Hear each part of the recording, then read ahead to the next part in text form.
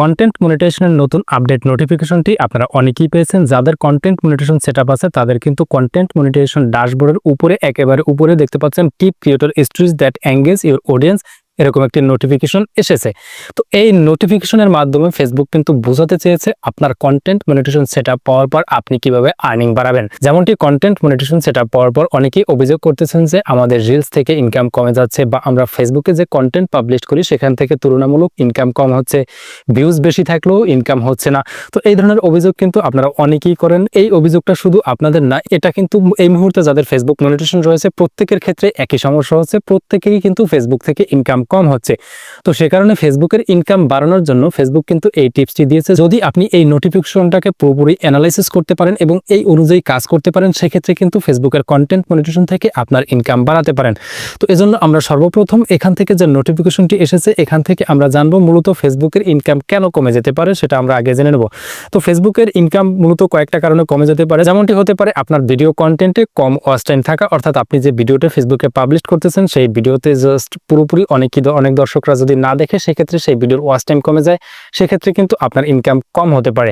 এছাড়াও পাশাপাশি policy update ads rate কমে যাওয়া, এবং বর্তমানে কিন্তু আপনারা জানেন ফেসবুকে নানান পলিসি আপডেট নিয়ে কাজ করতেছে, এই আপডেট জনিত কারণে কিন্তু ফেসবুকের ইনকাম কম হতে পারে। এরপর তৃতীয়ত আরেকটি কারণে হতে পারে, সেটা হচ্ছে যে আগে শুধুমাত্র ভিডিও থেকে ইনকাম হতো, এখন কিন্তু বিভিন্ন ফরম্যাট থেকে আয় হচ্ছে, অর্থাৎ ফটো, টেক্সট, স্টোরির মতো নানান ফরম্যাট থেকে ফেসবুক ইনকাম দিচ্ছে, যে কারণে কিন্তু এই আর্নিংগুলোকে কিন্তু ফেসবুক ভাগিয়ে দিচ্ছে, ভাগ করে দিচ্ছে।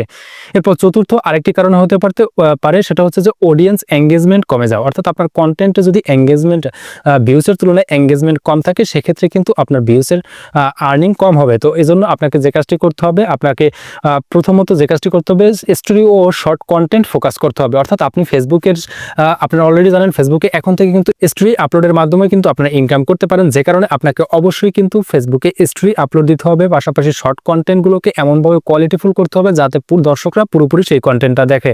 এবং আপনি যদি ভিডিও বানান সেই ভিডিওতে প্রথমে 10 সেকেন্ডে এমন হুক ব্যবহার করবেন যাতে আপনার পুরো কন্টেন্টটি অডিয়েন্সরা দেখে। তো এরপরে তৃতীয়ত আপনাকে আরেকটি কাজ করতে হবে, সেটা হচ্ছে কনসিস্টেন্সি বজায় রাখতে হবে। অর্থাৎ আপনি প্রতিনিয়ত ভালো কোয়ালিটিফুল ভিডিও আপলোড দিবেন, সেক্ষেত্রে কিন্তু আপনার দেখা যায় আর্নিং এক সময় বাড়বে। এরপর হচ্ছে যে অডিয়েন্স এঙ্গেজমেন্ট বাড়াতে হবে, অর্থাৎ আপনার অডিয়েন্স যাতে আপনার কন্টেন্টে যাতে এঙ্গেজমেন্ট বাড়ে, সেই কারণে আপনি জাস্ট এমন কোয়ালিটিফুল কন্টেন্ট বানাবেন যাতে করে দর্শকরা আপনার কন্টেন্টে লাইক, কমেন্ট কিংবা শেয়ার করতে বাধ্য হয়। এবং আপনি জাস্ট অবশ্যই আরেকটি যে কাজটি করতে হবে সেটা হচ্ছে যে ট্রেন্ডিং টপিকে কন্টেন্ট বানাতে হবে। ট্রেন্ডিং টপিকের কন্টেন্ট আপনি যখন বানাবেন তখন ট্রেন্ডিং টপিকের কন্টেন্টগুলোই কিন্তু দর্শকরা আগ্রহ সহকারে সবচেয়ে বেশি দেখে। যখন যেই বিষয়ে ট্রেন্ড চলে তখন ওই বিষয়ের টপিকের উপর ভিডিওগুলো কিন্তু দর্শকরা বেশি দেখে। তো যে কারণে আপনারা অবশ্যই ট্রেন্ডিং টপিকের কন্টেন্ট বানাবেন।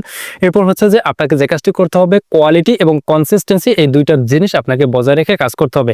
অবশ্যই আপনাকে কোয়ালিটি বলতে আপনার ভিডিওটাকে কোয়ালিটিফুল ভিডিও বানাবেন, এবং পাশাপাশি কনসিস্টেন্সি আপনাকে কাজ করে যাওয়ার মানসিকতা থাকতে হবে। সেটাই কিন্তু এই টিপস এবং এই নোটিফিকেশনের মাধ্যমে ফেসবুক বলতেছে tip creator story that engage your audience. অর্থাৎ আপনারা ফেসবুকে এমন ধরনের স্টোরিজ পাবলিশ করুন যে স্টোরিজগুলো দর্শকরা এঙ্গেজিং হয়। আপনারা ছোট স্টোরি পাবলিশ করে, বা যে কোনো একটা দেখা যায়, আমি কিন্তু এর আগের একটা ভিডিওতে বলছিলাম যে আপনারা যে রিলস ভিডিওগুলো বানাবেন সেই রিলস ভিডিওর থাম্বনেইলগুলোকে আপনারা জাস্ট স্টোরিজে পাবলিশ করে কিন্তু আপনারা ইনকাম করতে পারেন। তবে আপনার সেই থাম্বনেইলটাকে এমনভাবে আকর্ষণীয় করে তুলতে হবে যাতে করে এই ছোট্ট থাম্বনেইলটা দেখে একজন দর্শক সেখানে এঙ্গেজিং হয়, এবং সেই দর্শকটা যাতে আপনার সেই স্টোরিজটা একটু সময় নিয়ে দেখে, সেক্ষেত্রে কিন্তু আপনি এই স্টোরি থেকে ইনকাম পাবেন।